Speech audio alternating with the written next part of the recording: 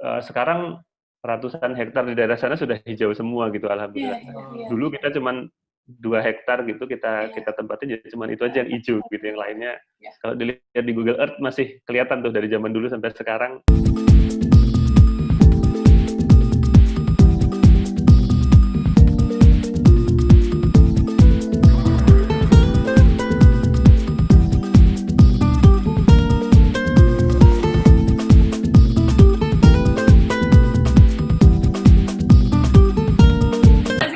Nih Mas Aryo gitu, awal mula nih sebelum Inmira gitu, terus habis itu kenapa kok build Inmira kayak gimana gitu Mas?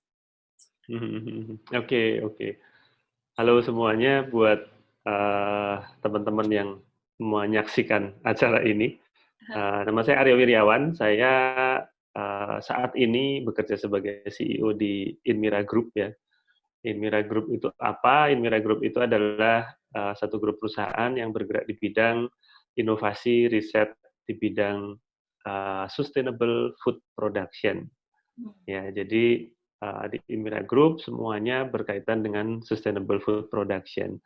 Sustainable food production atau apa gitu kan? Orang mungkin ngelihat, oh kayaknya luas banget ya gitu ya, sustainable food production. Nah justru itu karena kita di sini kalau cerita sejarahnya, ya sebetulnya Inmiranya itu sendiri sebelum saya pimpin saat ini sudah diinisiasi oleh almarhum ayah saya dulu banget. Walaupun bentuknya masih ketika itu tentu saja dimulai dengan sangat sederhana ya, seperti juga perusahaan-perusahaan yang di-initiate oleh generasi pertama gitu. Dulu nama Inmira itu muncul ketika itu pertama kali tahun 85 atau 86 gitu. Saya waktu itu masih SD kelas 1. Oh Lama sudah juga SD ya. udah. Pertama muncul Jadi ketahuan tua ya. Kenapa? Pertama didirikan di Jogja. Oh, di Jogja sendiri. Ya, jadi waktu itu sebetulnya background orang tua saya juga bukan pertanian ya, bukan food production, melainkan beliau adalah kontraktor teknik sipil sebenarnya, bikin jalan raya, bikin gedung-gedung segala macam. Tapi kenapa sebetulnya ini menarik karena sebenarnya apa sih yang membuat kita itu akhirnya masuk ke dunia pertanian dan dunia food production secara umum gitu. Ketika awal mungkin yang dipikirkan waktu itu hanyalah pertanian, bukan ngomongin soal apa sih sustainable food production dan lain-lain gitu. Ketika kita mulai dengan sederhana aja gitu, bahwa kayaknya dunia pertanian atau dunia memproduksi makanan itu sesuatu hal yang masa depannya jauh lebih panjang dan lebih banyak manfaatnya dan banyak impact-nya gitu ya, buat banyak orang gitu. Dulu almarhum ayah saya berpikir kalau cuma bikin jalan, ya impact-nya buat orang-orang yang punya kendaraan gitu ya. Tapi kalau bikin makanan itu semua orang makan gitu seluruh dunia gitu. Impact-nya bakal lebih. Dan dari situ yang dicari adalah ya ketenangan batin ya sebetulnya, karena kalau bikin jalan itu harus proyek. Tahu sendirilah proyek di Indonesia kayak gimana, nggak seru gitu ya, proyek-proyekan gitu. Jadi makanya itu kita shifting ke situ. Nah dari situ perlahan-lahan dari humble beginning tadi, namanya waktu itu masih Kebun Tani Inmira gitu. Kebun Tani Inmira itu cuman kebun sebetulnya cuman kebun di depan rumah sebenarnya.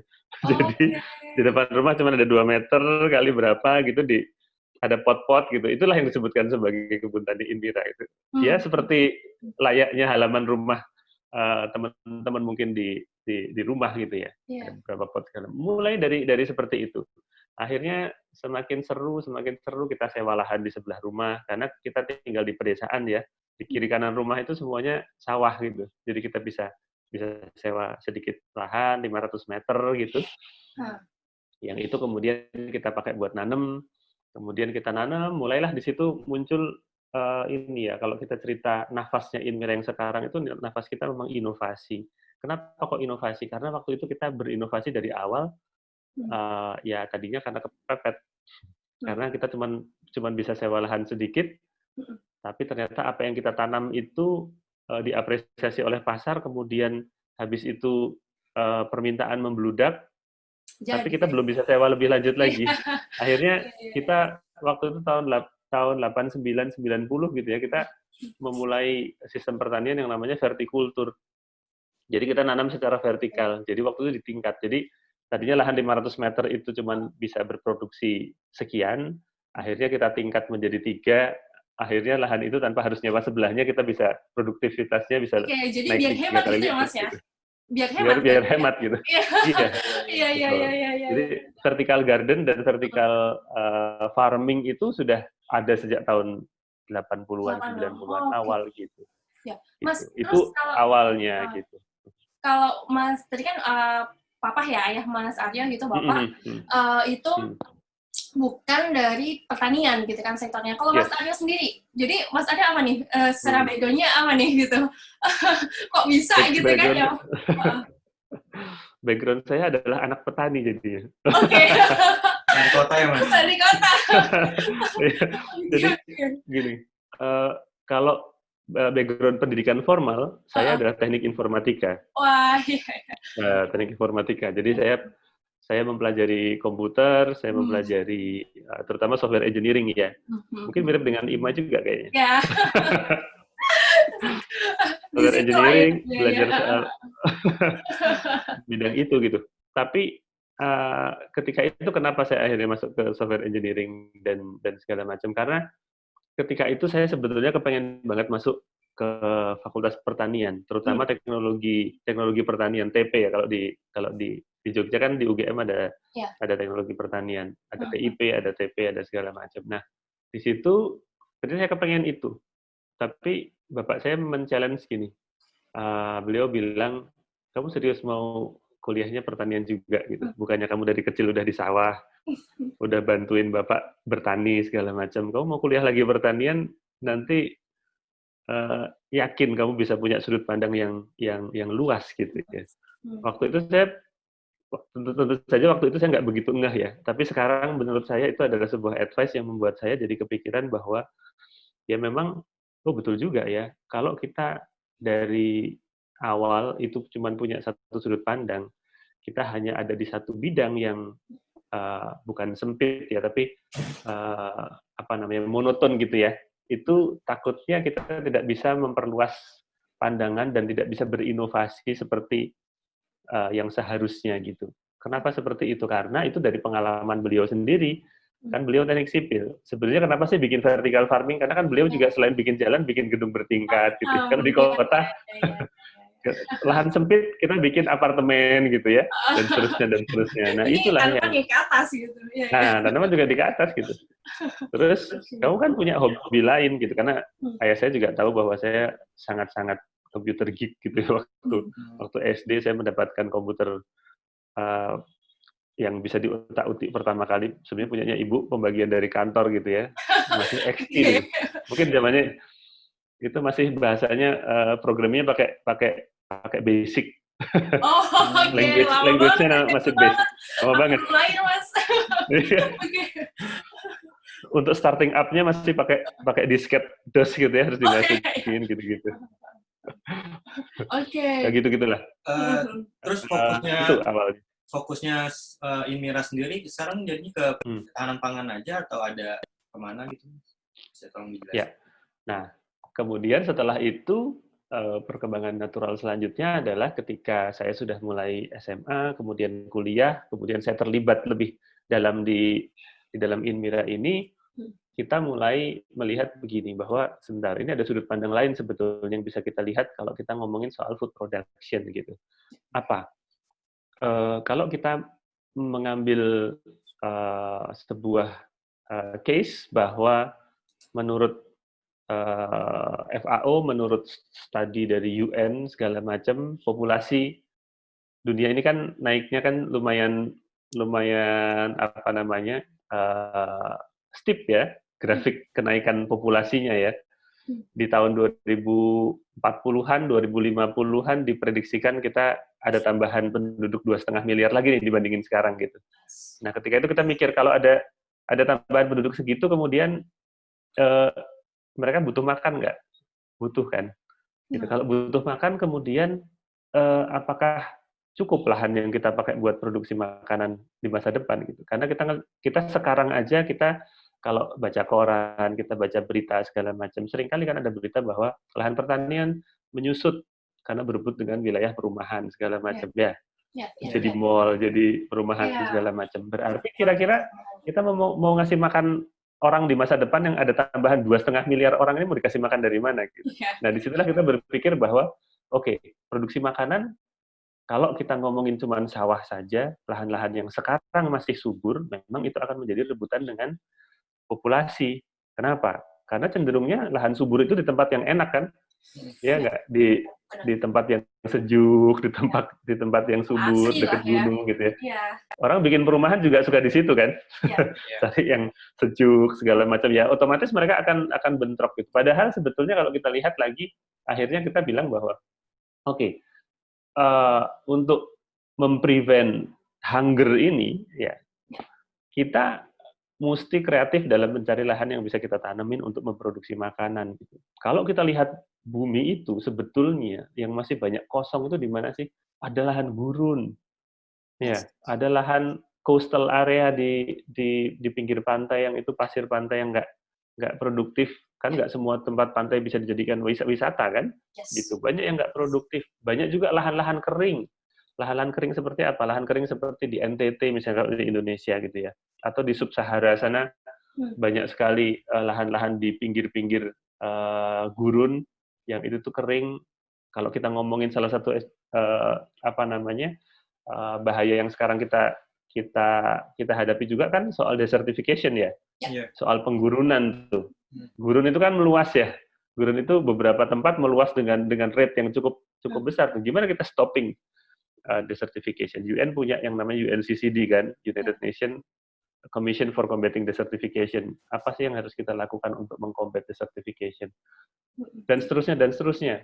Jadi, terus belum lagi lahan-lahan yang bekas ditambang misalnya ya. Kan tambang-tambang di Indonesia kan banyak kan, ada tambang emas, tambang batu bara, tambang timah, tambang nikel.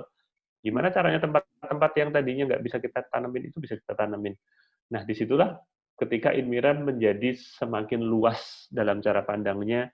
Oke, kita masih ngomongin soal produksi makanan nih, tapi ternyata sekarang kita juga menjadi perusahaan yang bergerak di bidang perbaikan lingkungan, gitu.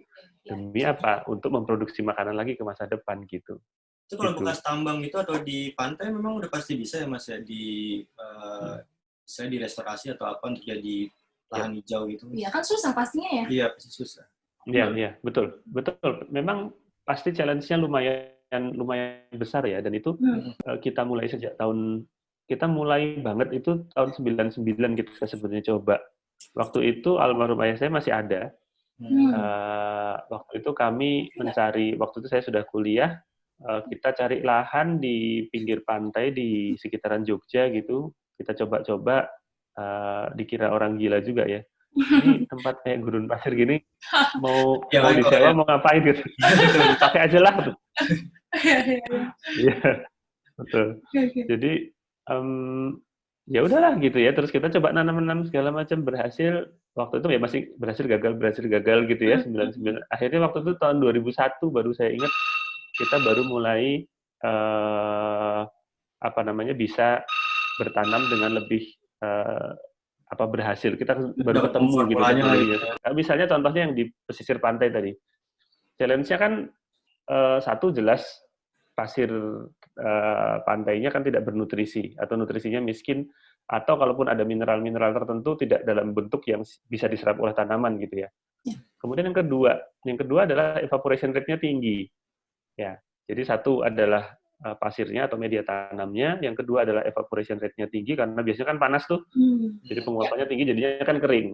Kemudian yang ketiga, angin laut yang membawa uap garam itu juga berbahaya buat tanaman. Bisa gosong kan tanamannya, daun-daunnya biasanya gosong untuk kalau kena. Kemudian apalagi suhunya, kemudian apalagi kita identifikasi satu-satu. Nah, begitu kita identifikasikan challenge-nya, kita bisa kasih solusinya satu persatu tuh. Oh, tanah yang miskin unsur hara.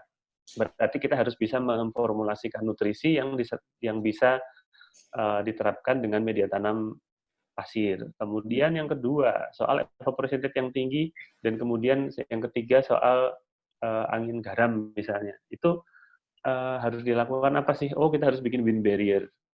Kita bikin wind barrier yang itu bisa membuat sekaligus kita pakai buat memodifikasi iklim mikro, karena wind barrier selain ngeblok angin garam, dia bisa bikin turbulensi udara di dalam blok-blok pertaniannya, sehingga di situ anginnya lebih kencang, kemudian dia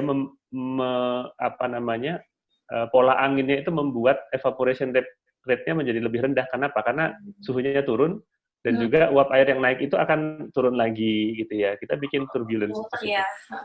Jadi akhirnya iklim mikronya juga bisa lebih terkontrol gitu. Nah, itulah yang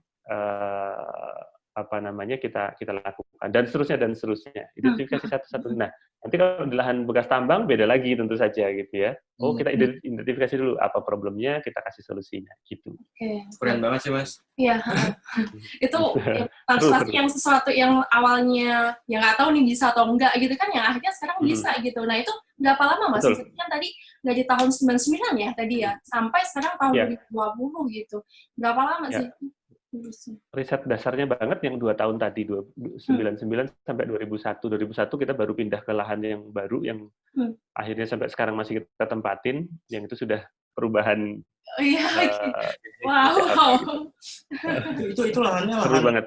Lahan umum atau lahan dari misalnya perusahaan mengajukan ke Masnya atau swasta atau kalau lahan yang tadi saya ceritakan itu kebetulan kita yang cari, dan kita sewa kepada desa. Karena tanah di pesisir. Nah, kalau di Jogja itu sebetulnya khusus gini, tanah semua di pinggir pantai itu, terutama di Kabupaten Bantul itu adalah Sultan Ground. Kalau di Indonesia secara umum itu tanah negara gitu ya. Kalau di Jogja itu Sultan Ground, jadi punyanya Kesultanan. Jadi kita izinnya ke desa dan kemudian ke Kesultanan gitu. Sewa jadinya. Oh iya Mas, itu keren banget ya, maksudnya inovasinya mulai dari awal. Ngopi dulu ya. Yes, silakan gitu. Oke, kita udah ngopi tadi tuh.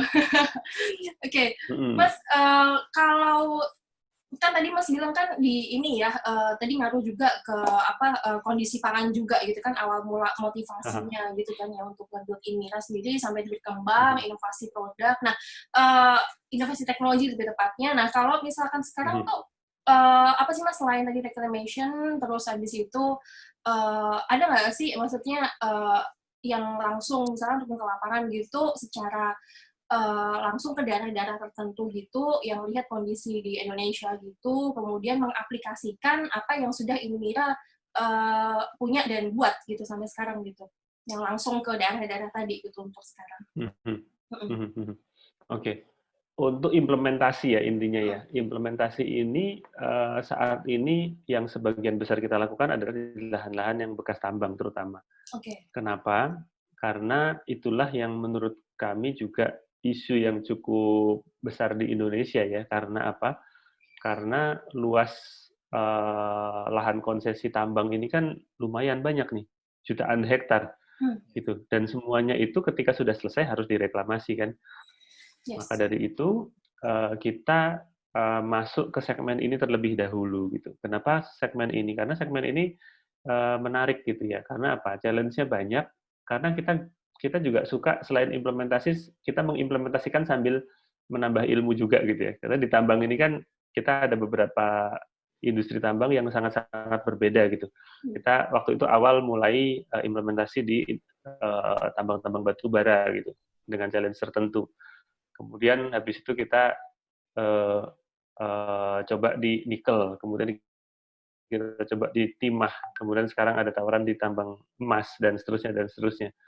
Bermacam-macam modelnya gitu. Tapi intinya saat ini yang paling banyak kita lakukan adalah yang di lahan-lahan bekas pertambangan. Tambang. Oke. Di daerah ini Mas, di daerahnya di mana Mas? Masih di Indonesia? Ada ya. Sebagian besar ya di Indonesia semua saat ini. Kalau yang tambang ya, kemarin sempat ada tawaran dari luar negeri, tapi karena COVID dan lain-lain jadi jadi sulit ya. Tapi saat ini kita ada di Kalimantan terutama, kemudian di Sulawesi, kemudian kemarin juga sempat ada proyek di Bangka Belitung, ya, itu yang Ima juga tahu. Gitu. Terus ada di Nusa Tenggara, NTT. Dan seterusnya gitu. Oke. Kalau ini kan relate nih Mas ya. Tadi kan udah cerita beberapa teknologinya, kemudian yang inovasi ya, produk dan yang dilakukan sama Inmira sendiri. Nah, kalau climate change nih gitu, climate change sendiri kan pasti kan ngaruh juga dong gitu dengan dengan semua hal yang dilakukan oleh Inmira gitu kan. Yang relate tadi kan dari industri ya Mas ya. Pasti kan kalau industri kan ya kita lihat tadi ya dari area bekas tambang gitu kan sedikit banyak kan pasti ngaruh ya ke perubahan iklim gitu kan gitu. Nah itu apa sih maksudnya Mas yang secara hal besar gitu. Hal besar apa yang udah dilakukan Mas dan tim Inmira sendiri untuk mengatasi perubahan iklim yang Betul. Oke. Betul sekali bahwa saat ini isu yang salah satu yang paling hangat di dunia ekosistem, dunia lingkungan, dunia enviro gitu ya, kita adalah soal climate change. Dan Inmira dari awal kita memang punya satu bisnis unit tersendiri. Kita ada bisnis unit enviro namanya, yang di situ memang mengkhususkan diri untuk combating climate change ini. Salah satunya juga dengan cara tadi reklamasi lahan-lahan yang bekas tambang tadi juga gitu. Kenapa? Karena lahan bekas tambang tadi sebagian besar kan berada di wilayah hutan ya, yang kemudian hutan kan dibuka dengan status lahan pinjam pakai biasanya ya.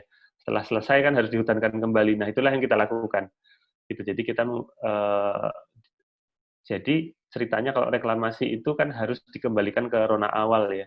Kalau tadinya hutan ya harus jadi hutan lagi, jangan kemudian jadi kebun untuk bertani gitu. Kalau memang tadinya tempat pertanian ya harus jadi pertanian lagi gitu ya, dan seterusnya. Nah, oleh sebab itu kalau yang di Kalimantan terutama ya, itu semua dari yang kita kerjakan kita kembalikan jadi hutan ya, karena di sana memang ininya hutan. Nah, akan sangat signifikan sekali impact-nya ketika kita memang betul-betul bisa memulihkan kembali lahan-lahan tambang ini menjadi hutan. Hutan tropis, hutan tropis yang keanekaragaman hayatinya juga komplit gitu ya. Kenapa? Karena ketika kita ngomongin climate change ini, korbannya kan, kalau kita sekarang ngomong kadang-kadang dari sudut pandang, korban climate change ini siapa sih? Manusia. Kenapa? Karena muka air laut naik sehingga kawasan-kawasan pantai terdampak misalnya gitu ya. Tadinya wisata jadi nggak ada jadi sulit untuk dipakai buat wisata lagi, tadinya apa itu segala macam. Nah, tapi sebetulnya dampak yang lebih menghancurkan lagi juga terhadap apa? Keanekaragaman hayati. Ya, keanekaragaman hayati di dunia ini banyak sekali organisme-organisme yang sangat rentan terhadap perubahan suhu yang bahkan 1-2 derajat saja gitu ya. Jadi banyak sekali misalnya nih di lautan terutama, suhu laut yang naik itu membuat beberapa terumbu karang menjadi tidak hidup lagi. Kalau terumbu karangnya tidak hidup lagi, maka mikroorganisme ataupun organisme lain yang bergantung hidupnya kepada terumbu karang tadi, dia akan terpengaruh dan nggak punya makanan dan mati. Dan seterusnya dan seterusnya. Begitu juga dengan hutan tropis. Ya, begitu juga dengan hutan tropis. Mulai dari yang kecil-kecil gitu mungkin ya. Ada jenis-jenis jamur tertentu yang akhirnya tidak cocok tumbuh lagi. Ada beberapa jenis mikroorganisme yang penting untuk di hutan itu yang kemudian tidak mendapatkan makanan dan tidak tumbuh lagi, dan seterusnya. Jadi ini sangat-sangat menarik untuk menghutankan kembali hutan-hutan yang sekarang sudah gundul itu. Karena impact-nya sangat-sangat besar sekali. Itu yang paling besar Mas sudah lakukan di kawasan mana Mas? Di Jogja saja atau ada beberapa kota juga yang kalau di Jogja sih cuman lahan riset kita sendiri ya kebetulan. Tapi yang besar kita lakukan justru yang di Kalimantan yang paling banyak. Di mana? Kalimantan. Kalimantan paling besar ya.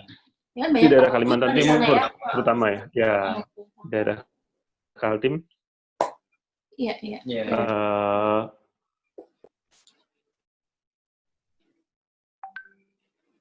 Sebentar, sorry. Oke. Ya, daerah Kaltim, kita ada di Sanga-Sanga, kita ada di dan beberapa wilayah-wilayah yang lain lah. Iya. Kalau kan kita lihat ya Mas ya, yang ya pasti kan kalau misalkan di area bekas tambang, apalagi di industri ya Mas, ya kita lihat kan sekarang Indonesia sedang menggalakkan industri 4.0. Ya harusnya nggak tahu ya ini nggak tahu telat atau memang kita sedang merangkak ke sana gitu kan. Pemerintah juga menggalakkan 4.0 gitu kan, harusnya kita bisa ngejar si 5 sih ya harusnya. Nah,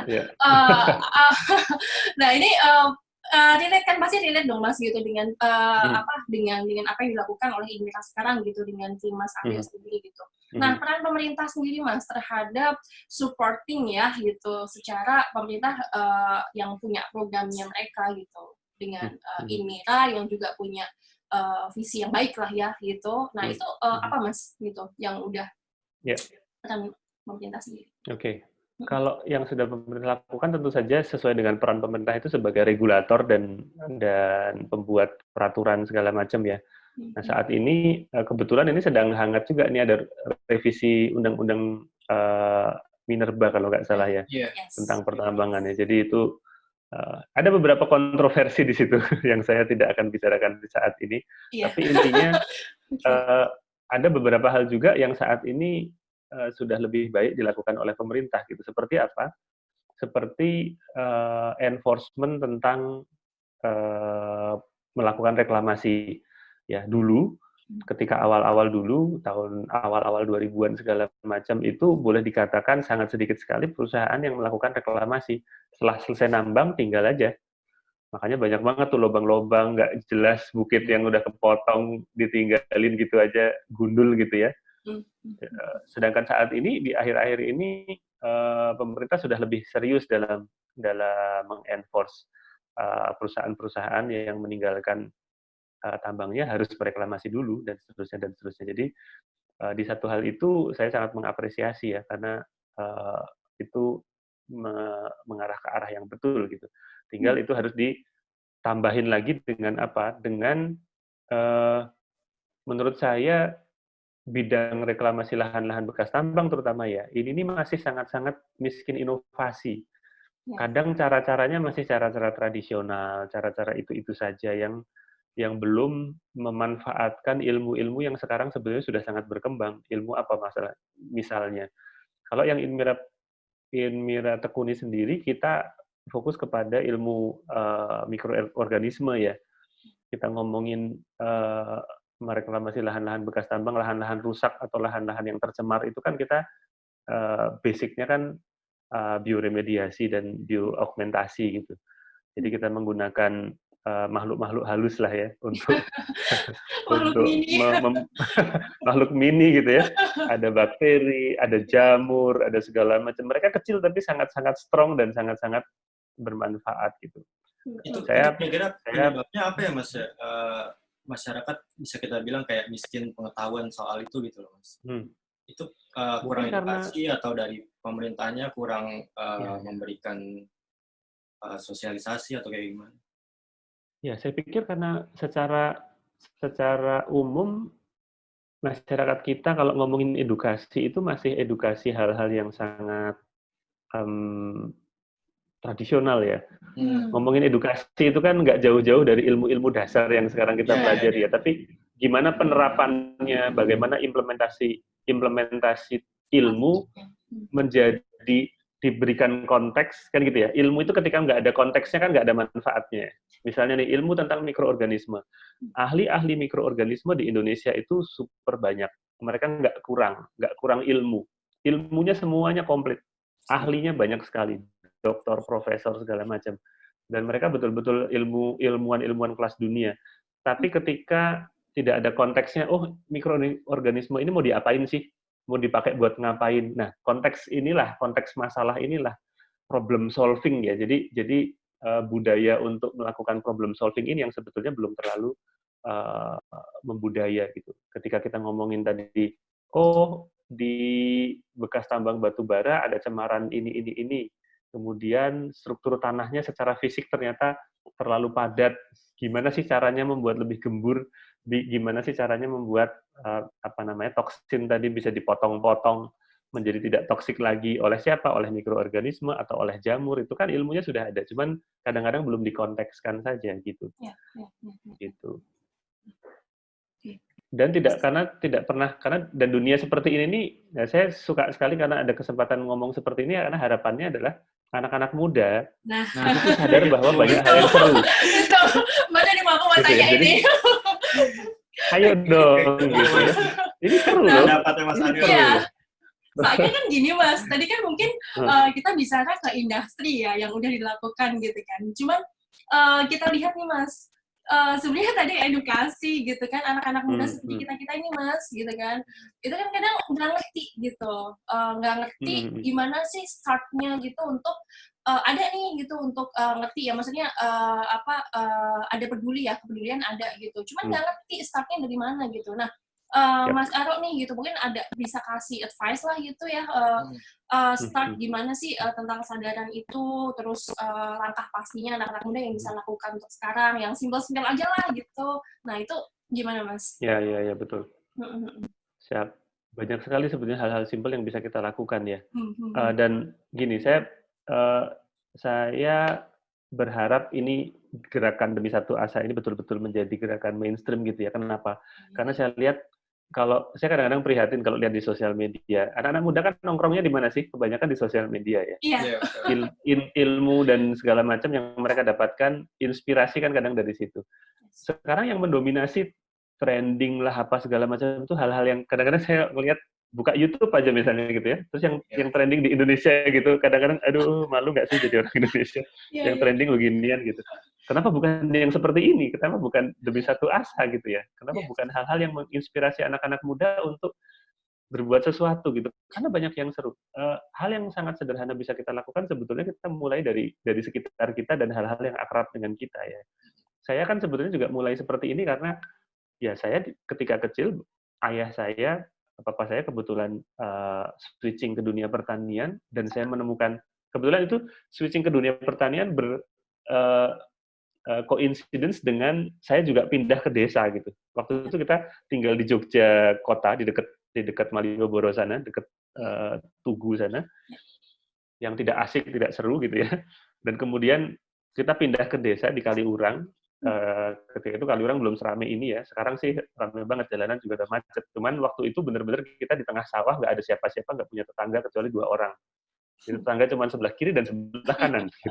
Habis itu nggak ada lagi di radius 2 km dari rumah kita itu nggak ada rumah. Dan itu membuat saya menemukan passion baru gitu bahwa nature itu seru gitu ya. Nature itu kekayaannya luar biasa gitu. Kita ngomongin main di sungai, berbagai macam jenis ikan yang ada gitu, terus di sawah nangkep kodok segala macam. Itu membangun fondasi cara berpikir saya sampai saat ini bahwa ya keanekaragaman hayati itu sesuatu hal yang sangat penting untuk kita preserve. Buat siapa? Bukan buat kita, tapi buat generasi anak cucu kita gitu. Karena kalau kita sih, kalau ngelihat sekarang gini ya kita hidup baik-baik saja lah ya, tapi nggak tahu kan, 50 tahun, 100 tahun lagi, jangan sampai dong. Semoga bumi masih damai. Iya. Gitu. Oke, iya. Saya kan gini ya, maksudnya anak-anak muda itu kadang lebih mau gitu kan untuk menggelontorkan gitu kan ya uang sakunya gitu untuk nongkrong gitu kan Mas ya kan gitu secara ya milenial zaman now gitu kan aku sendiri gitu. Cuman tadi untuk urban farm Mas, kita pengen tahu kan Masnya juga start dari kebun di depan rumah gitu kan ya. Iseng-iseng lah ya gitu. Terus nah apa sih Mas maksudnya kayak tips ya, mungkin tips dan trik gitu yang simple gitu, yang anak-anak muda itu bisa dilakukan gitu untuk urban farm di tempatnya gitu. Kadang-kadang kan sekarang udah mulai tren tuh Mas. Ya, kayak lifestyle atau gaya hidupnya dia kan sekarang kayak udah mulai sebagian gitu kan. Ya walaupun ada ikut-ikutnya gitu loh Mas.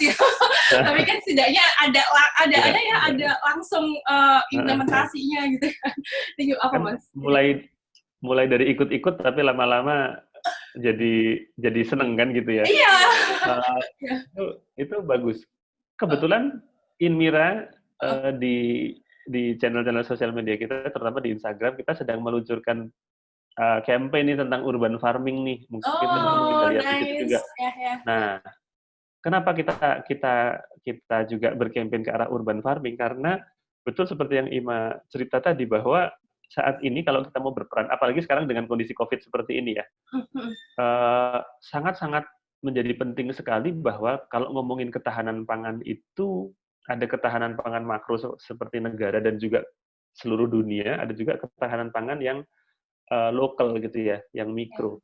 Kalau kita ngomongin di desa-desa, ngomongin ketahanan pangan itu not a big problem. Kenapa? Karena mereka punya sawah, mereka punya apa, mereka bisa aja nggak jual, dan mereka makan sendiri. Mereka nggak punya uang bisa makan gitu. Tapi yang problem siapa? Orang-orang Jakarta misalnya. Kalau misalnya mereka kita yang kelaparan, nggak ada kan ya, karena sumber makanan desa itu kan dari sawah, sumber makanan orang perkotaan itu dari supermarket. Jadi kalau supermarketnya tidak mendapatkan supply chain yang bagus, ya kan, misalnya dari desa terhambat nih karena dimakan semua sama orang desa akhirnya, kemudian nggak dikirim ke kota gitu ya, nggak dikirim ke kota, orang kota terus kita makan apa gitu.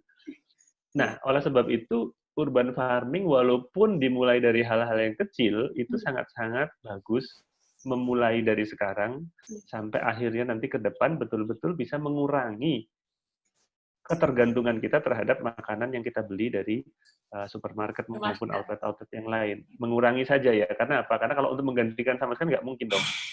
Kalian yang tinggal di apartemen suruh nanam sawah kan nggak mungkin juga. Sawahnya di mana?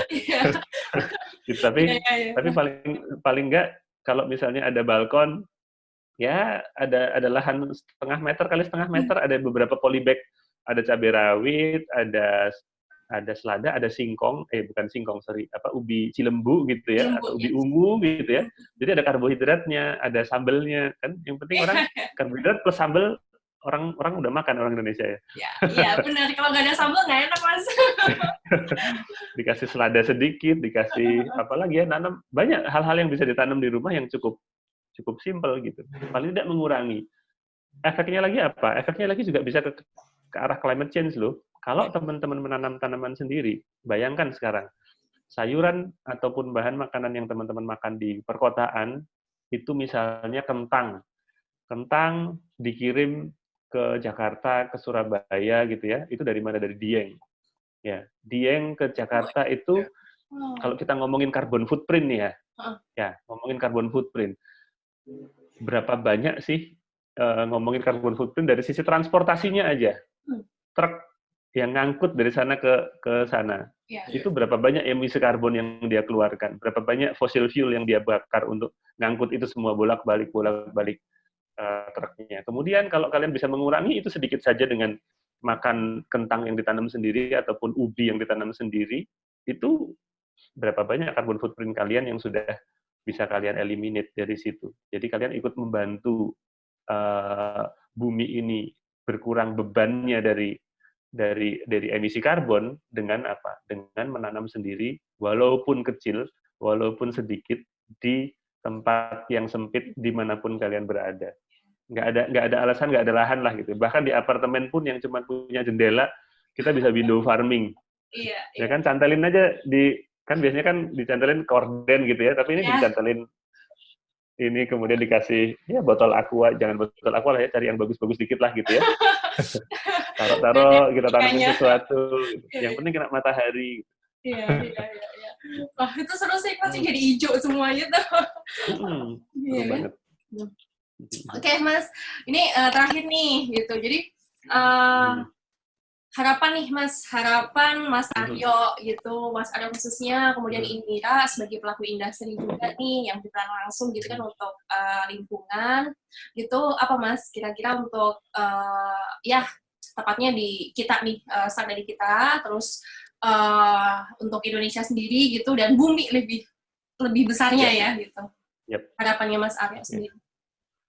Ya, harapan saya secara umum, karena kami selalu mengkontekskan ngomongin lingkungan, ngomongin pangan ini adalah demi populasi bumi ya. Jadi saya tidak mengeksklusifkan bahwa apa yang kami lakukan ini hanya untuk masyarakat Jogja, hanya untuk masyarakat Jawa, atau hanya untuk masyarakat Indonesia, tapi ini untuk semua umat manusia yang memang membutuhkan pangan yang berkelanjutan gitu. Itu adalah hal yang saya bidang yang saya tekuni saat ini, dan saya juga mengajak buat teman-teman semua untuk meramaikan bidang ini, dan juga memiliki harapan saya teman-teman semua memiliki pandangan dan wawasan global juga tentang ngomongin soal sustainable food production ini. Jangan hanya karena apa? Karena saat ini sebenarnya orang yang sangat concern terhadap masalah pangan itu banyak, tapi kebanyakan parsial gitu ya.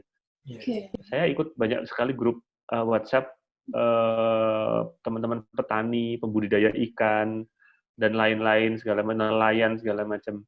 Masing-masing masih sibuk dengan urusannya masing-masing gitu ya.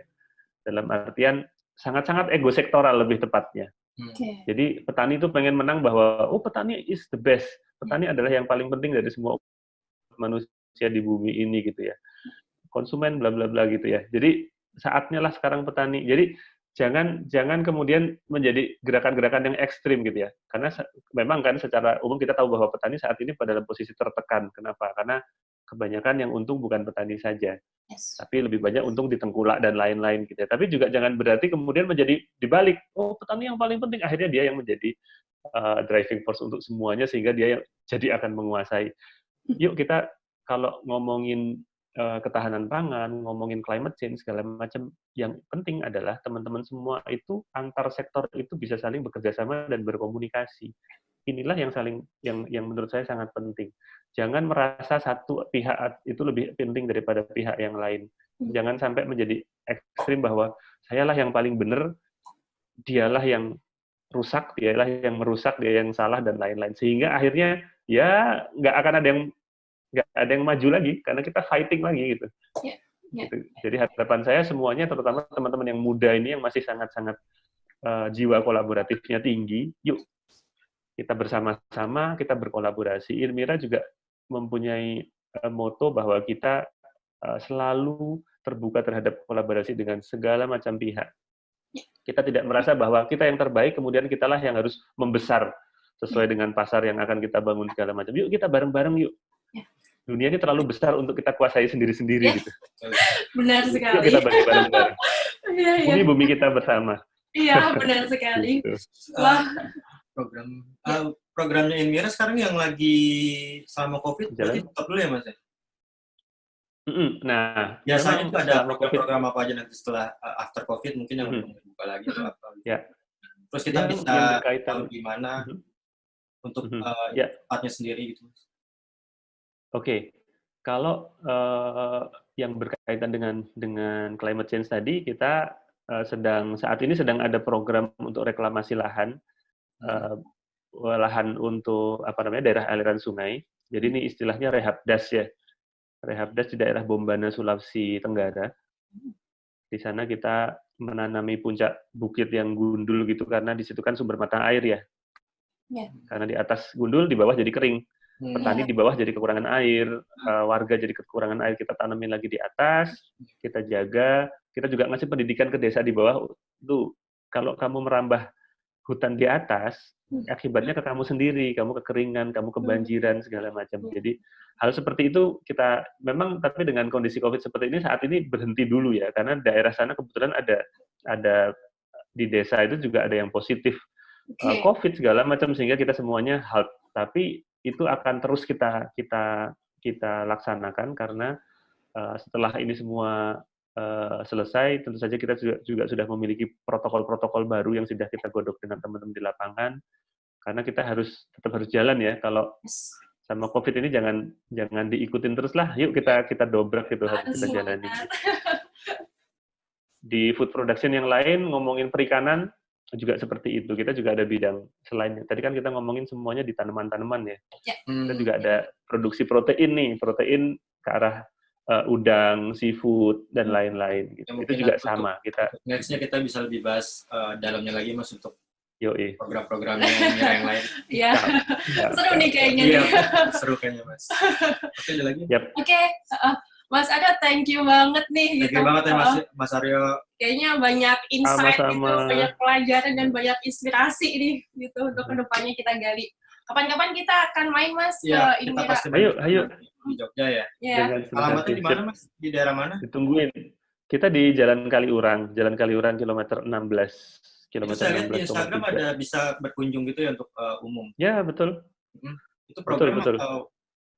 Itu biasanya kita punya divisi, kita di sini ada divisi CBS, dia semacam